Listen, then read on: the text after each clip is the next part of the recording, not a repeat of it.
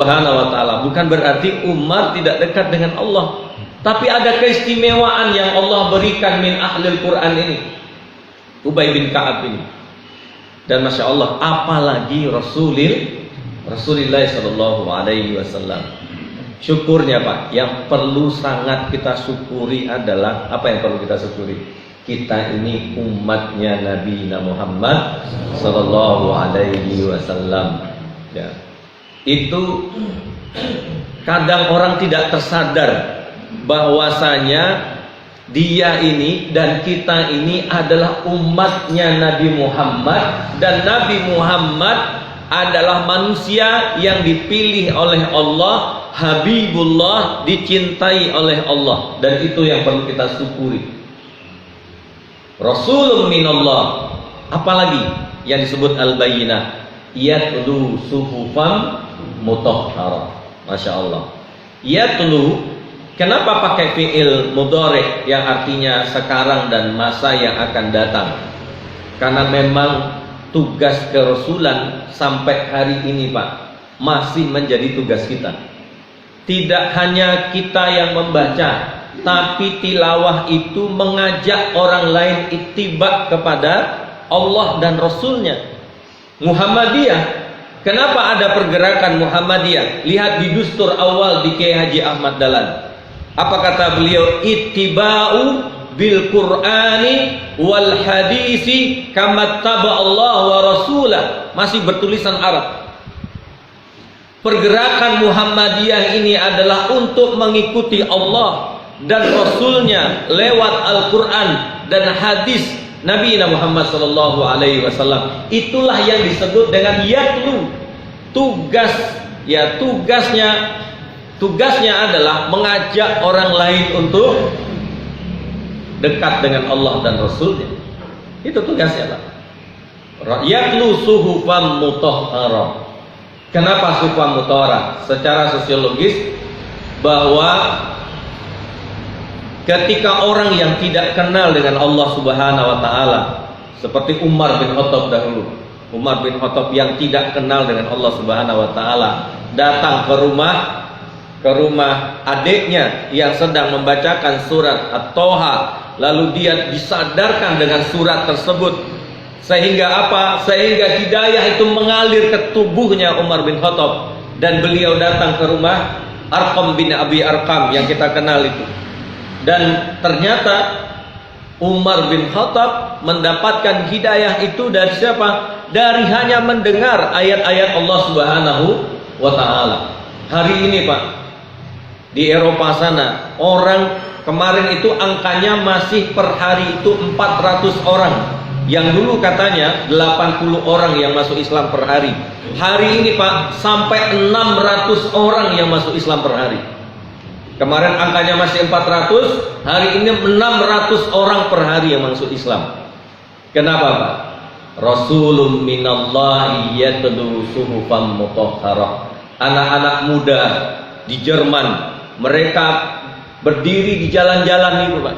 Berdiri di jalan-jalan Jerman itu untuk membacakan Al-Quran, memperdengarkan kepada mereka, dibawa headset, maka engkau mendengarkan ayat Al-Quran, didengarkannya. Orang yang tidak pernah mendengarkan Al-Quran, ada yang tidak paham tapi meneteskan air mata. Itulah tugasnya kita ini. Bukan tugas seperti ini Pak, di depan masjid lalu ceramah. Tidak hanya itu, tugasnya apapun yang kita mampu untuk menyampaikan risalah Islam ini, kita sampaikan. Dan anak-anak muda itu, mahasiswa-mahasiswa di Jerman itu yang mereka lakukan setiap hari. Ada shiftnya. Kata mereka ada shift pagi Ustaz, ada shift siang Ustaz, ada shift sore, dan paling banyak itu adalah shift sore dengan malam katanya. Dan mereka Pak, kalau suatu malam Ahad itu mereka sholat jamaah di mana? Di wilayah Jerman kota itu sholat jamaah ribuan orang yang itu. Ada yang belum masuk Islam tapi sudah ikut sholat. Itulah Rasulun minallahi yatlu suhufan mutahharah. Jadi tugas dakwah ini tidak akan pernah berhenti, karena itulah Al-Bayyinah. Fiha kutubun qayyimah, karena di dalamnya itu ada hukum-hukum Allah Subhanahu wa taala yang qiyamah, qayyimah itu artinya adalah qiyam, berdiri, yang tidak pernah dirubah. 1400 yang lalu sampai hari ini Al-Quran tidak pernah terubah satu huruf pun. Tidak pernah, Pak. Satu huruf pun tidak pernah berubah. Maka tidak ada tawar-menawar dengan Al-Quran. Yang mengikuti Al-Quran, zaman yang mengikuti Al-Quran, atau Quran yang mengikuti zaman? Zaman yang mengikuti Al-Quran. Zaman. Dan uniknya, Pak, setiap zaman itu sangat relevan dengan Al-Quran. Ya, bukan berarti Al-Quran itu sudah tertinggal, sudah perlu direvisi karena sudah tidak sesuai dengan zaman, katanya. Apa kata Allah? Fiha kutubun qayyimah. Di dalamnya ada hukum-hukum yang tegak lurus, kata Allah Subhanahu wa taala. Inna nahnu nazzalna dzikra wa inna lahu lahafidun. Kami yang menurunkan, kata Allah, kami yang jaga, kata Allah Subhanahu wa taala. Maka Masya Allahnya, inilah yang disebut dengan Al-Bayyinah dari Rasulullah dan dari Allah Subhanahu wa taala, dan di dalamnya adalah hukum-hukum yang qayyimah. Di ayat yang keempat, wa ma tafarraqal ladzina utul kitaba illa min ba'di ma ja'atuhumul bayyinah. Wa ma itu menunjukkan nafi. Nafi itu menyatakan tidak, ya, tidak terpecah. Wa ma tafarraqa, jadi tidak firqah itu artinya kelompok-kelompok. Jadi di sini tidak akan terpecah-pecah. Ya, siapa yang tidak terpecah-pecah? Alladzina utul kitab. Orang-orang yang telah diberikan kitab. Ya, uniknya, Pak, kalau kita lihat di surat Al-Baqarah ayat yang ke-121, Allah menyatakan alladzina atainahumul kitaba yatlu haqqa tilawatih. Kalimat ini alladzina atainahum. Kalau di surat Al-Bayyinah alladzina utul kitab. Apa bedanya? Kalau utul kitab di sini alladzina atainahum, fa'ilnya, pelakunya Allah tunjukkan, yaitu Allah Subhanahu wa taala. Tapi di surat Al-Bayyinah ini tidak disebutkan apa? Alladzina utul kitab. Siapa yang memberikan kitab? Allah. Seolah Allah ingin mengatakan, wahai ahlul kitab, kalian sadarlah sesadar-sadarnya, wahai Yahudi, wahai Nasrani, kata Allah, sadar sesadar-sadarnya, kata Allah. Siapa yang memberikan Zabur itu? Siapa yang memberikan Taurat itu? Siapa yang memberikan Injil itu? Kata Allah Subhanahu wa taala. Bukankah aku, kata Allah? Lalu kenapa kalian lari dari diriku, kata Allah? Insyaallah. Wal ma tafarraqal ladzina utul kitab. Ini seolah Allah ingin menghujat itu orang-orang Yahudi.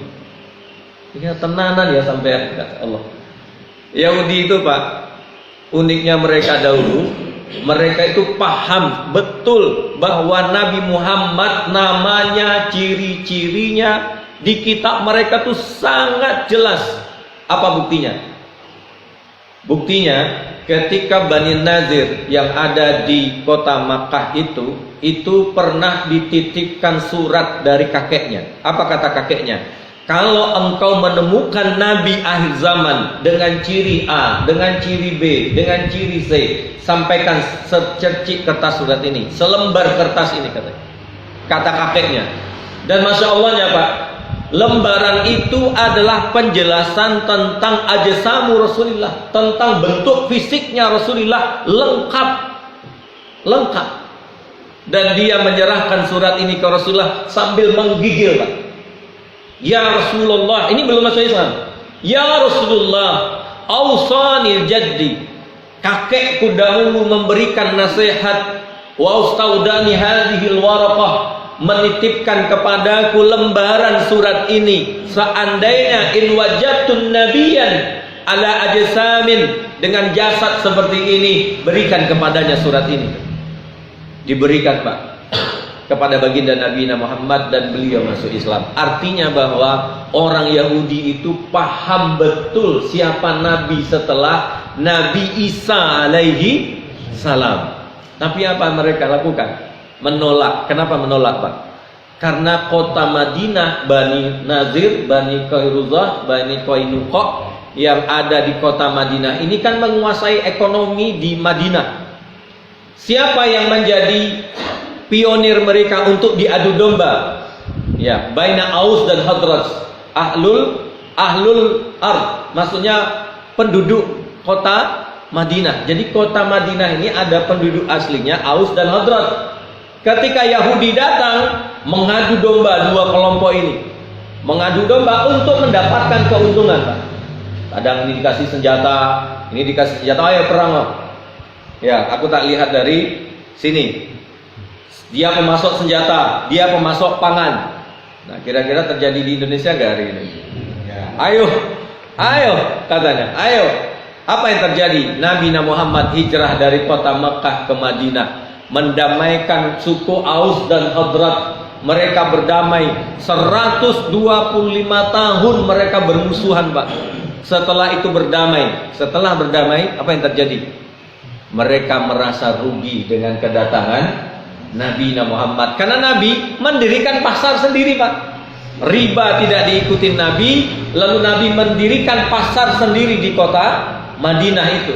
Itu yang membuat orang Yahudi semakin marah. Lalu ternyata Nabi yang diharap-harap itu dari kaum mereka ternyata dari Bani Hashim, dari suku Quraisy. Wah, semakin jadi.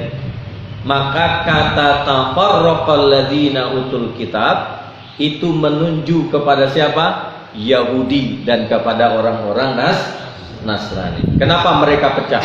Sebabnya apa? Sebabnya adalah fulus Pak. Sebabnya adalah uang, masalah perut. Sekarang kita kenapa mudah dipecah-pecah di Indonesia ini? Masalahnya apa Pak? Sama atau berbeda? Sama Pak. Wa ma tafarraqal ladzina utul kitab. Ya, utul kitab illa min ba'di ma ja'atumul bayyinah, melainkan setelah datang kepada mereka bukti yang nyata. Apa tadi bukti yang nyata? Rasulun minallahi yatlu suhufan mutahharah. Sebagai penutup di ayat yang kelima, wa ma umiru illa liya'budullaha mukhlishina lahuddin. Jadi kata Allah Subhanahu wa taala, wa ma umiru, aku ini kata Allah tidak memerintahkan kalian, kata Allah, illa liya'budullah. Kalau tadi kalian pecah karena hanya masalah itu berbeda-beda. Sebenarnya Kak, kita ini berbeda pendapat itu biasa. Imam Syafi'i sama Imam Malik, guru sama murid berbeda. Ya, berbeda. Tapi ketika Imam Syafi'i berbeda dengan Imam Malik, kalibernya sama Pak. Alim dengan orang alim. Tapi yang sekarang terjadi, Masya Allah, beda pendapat. Tapi yang menghujat ini orang yang tidak paham dengan agama. Dan akhirnya apa yang terjadi? Di medsos itu, ya, yang terjadi adalah perbedaan yang akhirnya merusak umat itu. Bukan karena dengan ilmunya dia berdebat, tapi berdebat dengan emosinya masing-masing. Ya, kemarin kita lihat sedikit salah, bukan sedikit salah ya. Ada yang tidak tepat dinyatakan oleh, menurut orang yang dinyatakan oleh Ustadz Adi Hidayat. Wah, itu dicerca habis-habisan. Ya. Kenapa? Karena menurut mereka Ustadz Adi Hidayat ini adalah berseberangan dengan mereka. Karena Ustadz Adi Hidayat kata mereka pembawa ahlul bid'ah. Masya Allah, saya ngelus dada Pak. Ngelus dada, kok begini ya kita ini. Wa ma umiru illa liya'budullah. Kata Allah Subhanahu wa taala, kita hadir ini untuk jadi budaknya Allah Subhanahu wa taala. Maka Ibnu Qayyim mengatakan ibadah itu minimal ada 5 tingkatan. Ya, ibadah itu. Kita ini ketika jadi budak Allah minimal menjadi 5 tingkatan. Pertama adalah cinta kepada Allah atas segalanya, Pak. Saya yakin dan panjenengan hadir di majelis ini bukan karena siapa. Ya. Kalau kita cinta kepada istri kita karena cinta kita kepada zatnya, ini yang kita bahas semalam di Masjid Ahmad Dahlan. Kalau cinta kita karena zatnya, maka zat itu akan lama-lama berkurang. Tambah tua, tambah keriput. Tapi karena cinta kita karena sifatnya, dan sifat Allah Subhanahu wa taala ketika sifatnya itu melekat kepada zatnya, kebaikannya, siapa yang mendatangkan kebaikan? Bukankah Allah yang mendatangkan kebaikan? Maka sayangnya, perhatiannya, kasih sayangnya, dan itu adalah bagian dari karunia Allah Subhanahu wa taala, maka dia tidak akan pernah putus. Maka cintanya yang pertama adalah cinta kepada Allah atas segalanya. Apa bukti cinta? Yang kedua, bukti cinta adalah taat. Taat itu apa? Mengalahkan ego kita. Ya, subuh begini kan berat, Pak, datang ke masjid.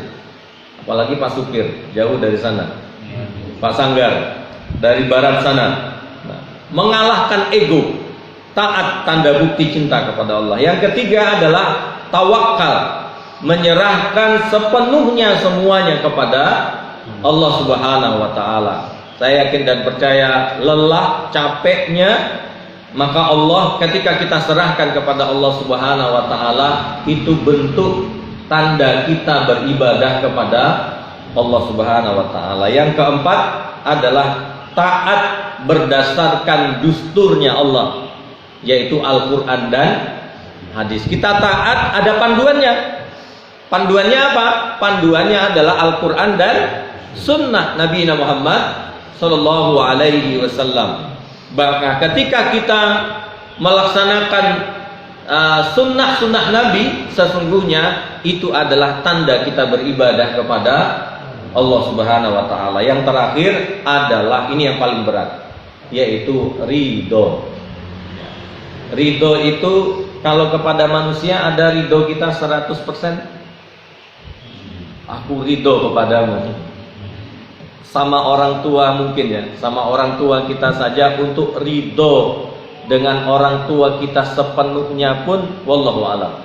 Nabi Muhammad ketika beliau dilempari di Taif, apa kata Rasulullah sallallahu alaihi wasallam? Aku ridho ya Allah. Ya, aku ridho. Apapun yang engkau inginkan dariku, dari di kota Mekah diusir, di Taif diusir, hari ini aku dilempari, asalkan engkau ridho ya Allah, maka apapun yang engkau kehendaki, maka perlakukanlah kepada diriku, kata Rasulullah sallallahu alaihi wasallam. Itu yang disebut dengan ibadah. Wa ma umiru illa liya'budullah. Semoga pada tahapan berikutnya, wa ma umiru illa liya'budullaha mukhlishina lahud din hunafa, itu yang insyaallah kita jelaskan di minggu yang akan datang. Wallahu a'lam bishawab. Mungkin ada yang bertanya? 1 atau 2 pertanyaan? Cukup? Alhamdulillah. Ustaz, pada satu hari. Assalamualaikum warahmatullahi wabarakatuh.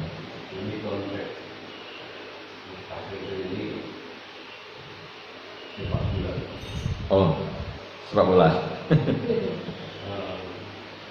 Bagaimana kita dalam umat Islam kita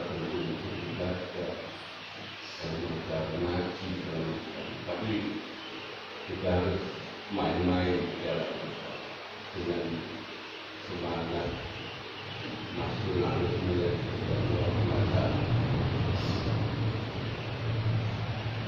gimana kita